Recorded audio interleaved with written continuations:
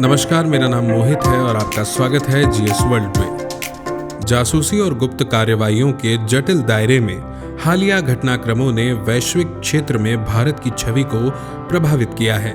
हाल ही में उत्तरी अमेरिका में खालिस्तानी अलगाववादियों को एक सरकारी अधिकारी के इशारे पर कथित रूप से निशाना बनाने के लिए एक भारतीय नागरिक निखिल गुप्ता के खिलाफ संयुक्त राज्य अमेरिका के न्याय विभाग के आरोप पत्र ने भारत की गुप्त क्षमता और सार्वजनिक संदेश पर महत्वपूर्ण सवाल उठाए हैं।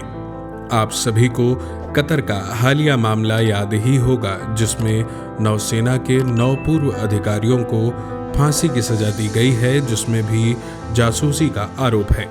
भले ही यह आरोप इजराइल के पक्ष में जासूसी का हो, लेकिन भारतीय संलग्नता होना ही भारत की छवि के लिए सही नहीं है।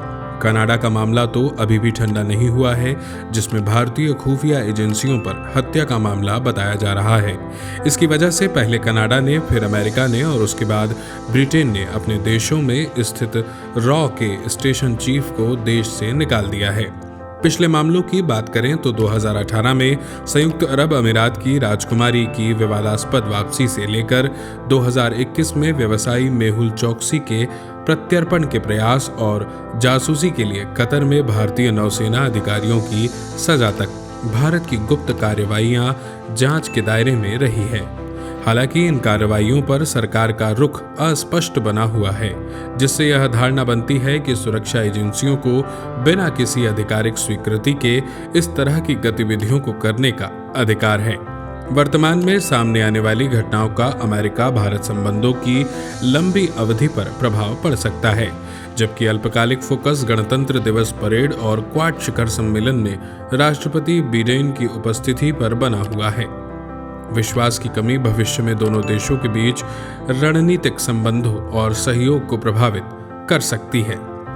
भारत की वैश्विक मंच पर छवि अभी तक सॉफ्ट पावर की रही है। इन सभी प्रकरणों का स्थायी प्रभाव उस छवि पर निर्भर करता है जिसे भारत विश्व स्तर पर प्रस्तुत करना चाहता है। क्या इसे एक ऐसी कठोर शक्ति के रूप में देखा जाएगा जो कथित खतरों के लिए अंतर्राष्ट्रीय संबंधों को दांव पर लगाने को तैयार है, या एक ऐसे अंतर्राष्ट्रीय कानून के हिमायती के रूप में जो अपने लक्ष्यों को प्राप्त करने के लिए कूटनीतिक साधनों का सहारा लेता है?